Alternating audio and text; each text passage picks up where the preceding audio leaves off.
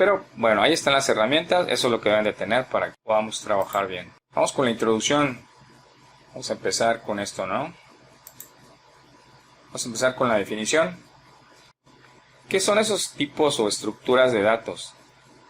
Pues en primer lugar tenemos los arreglos o arrays. Este es el más conocido y el más utilizado. Pero también existe lo que se llaman las pilas o colas, y también los grafos, ¿no? Esos son estructuras de datos.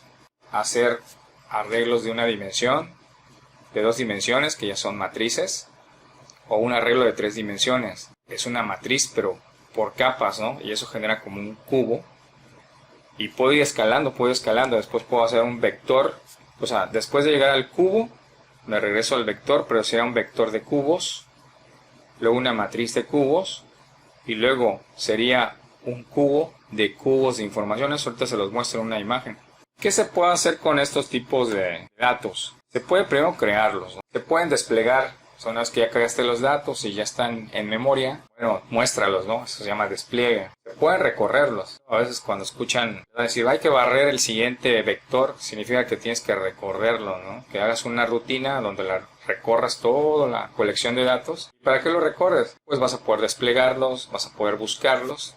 Por ejemplo, el siguiente punto aquí es búsqueda. Una vez que ya tienes la colección de datos, pues tienes que saber cómo buscar o encontrar cualquier elemento de esa colección, ¿no? Puedes insertar datos. O sea, una vez que tienes la colección de datos, te dicen, oye, elimina o inserta otra información. Entonces, por eso aquí ya tenemos la eliminación o inserción, ¿no? Entonces, tenemos ahí el otro parámetro que es ordenación. Bueno, pues ya está la definición.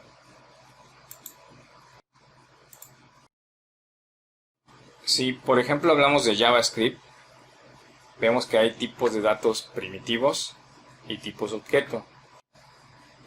Los arreglos, que ahorita vamos a hablar de arreglos, serie de elementos o formación tipo vector o matriz, dice. Lo consideramos un objeto especial. ¿Qué son los objetos en Java? Por ejemplo, en Python cambia un poco. Python tiene sus propios tipos de datos, ¿no? Aquí tenemos el list, que es una secuencia, ¿no? Dice mutable, contiene objetos de diversos tipos. En el caso de list, viene a ser pues como un vector, tuple, secuencia, inmutable, ¿no? Contiene objetos de diversos tipos. Por ejemplo, cuando dice mutable es que cambia, inmutable es que viene a ser como una constante, ¿no? El set o los supersets, conjunto mutable, sin orden y sin duplicados. Esto de los supersets también está buenísimo. Aquí Python introduce un concepto que lo tienen algunos lenguajes de programación que se llama diccionario, que son como vectores, pero usualmente en un vector se manejan índices. Vamos a suponer que tengo un vector de colores. En la posición 0 lo utiliza el color negro, la posición 1 la utiliza el color rosado, la posición 2 la utiliza el color morado, y así nos vamos, ¿no? Y en los diccionarios los índices son palabras. También les muestro una tabla de los tipos que están en Visual Basic para aplicaciones, ¿no? Las cosas que se pueden desarrollar en Visual Basic para aplicaciones es increíble. Igual aquí está todas las colecciones, están datos booleanos, byte, tipo moneda, double, integer. Bueno, ahí están todos los tipos, ¿no? Un tipo variable, el variant. El variant es un tipo de datos que puede almacenar lo que sea, ¿no? Puede ir cambiando. Por ejemplo, eso es lo que se le criticaba a JavaScript.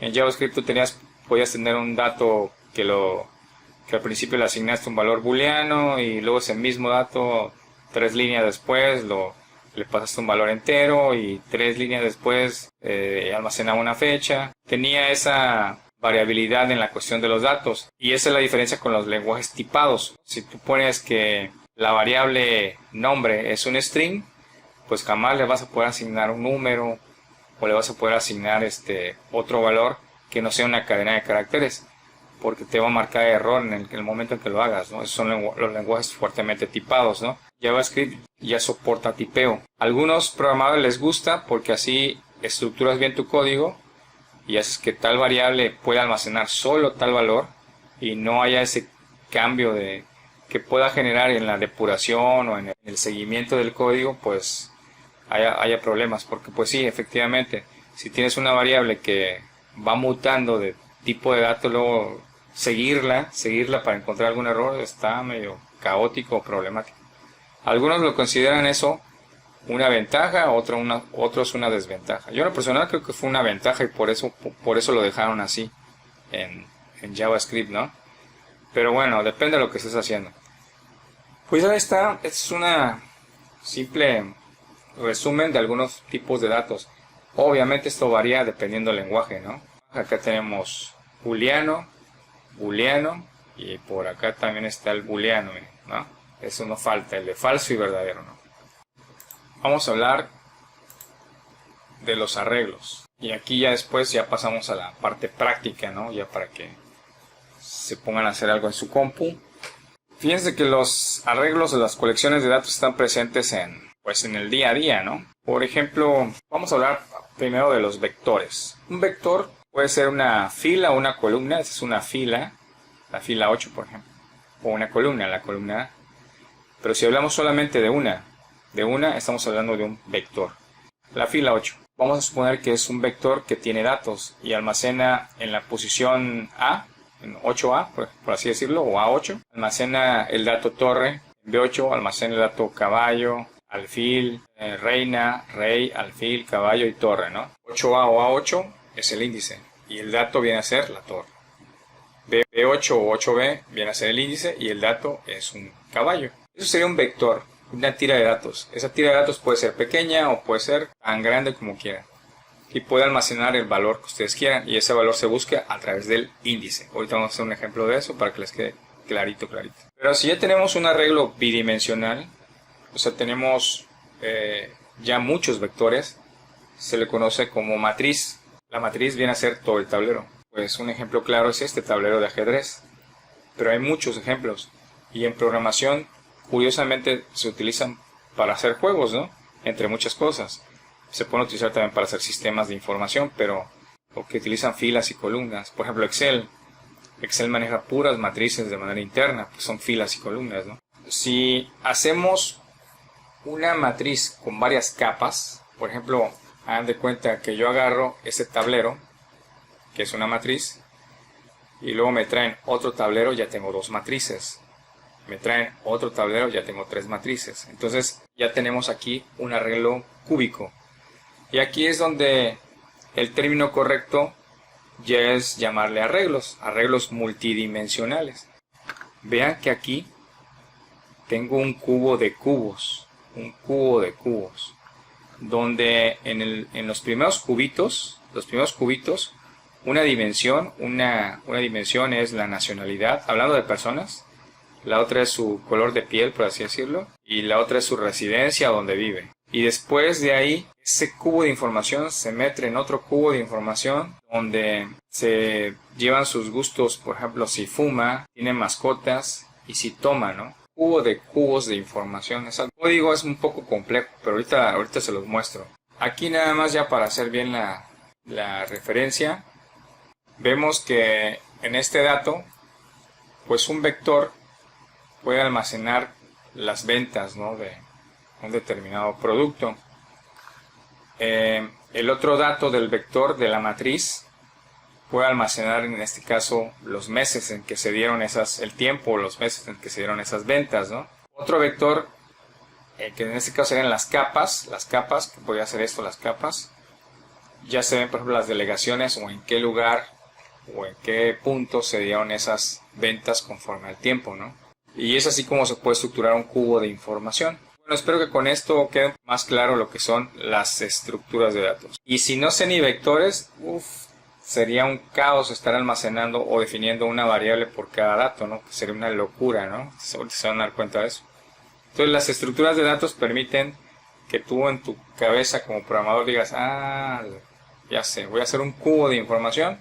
Cada dato tiene una coordenada.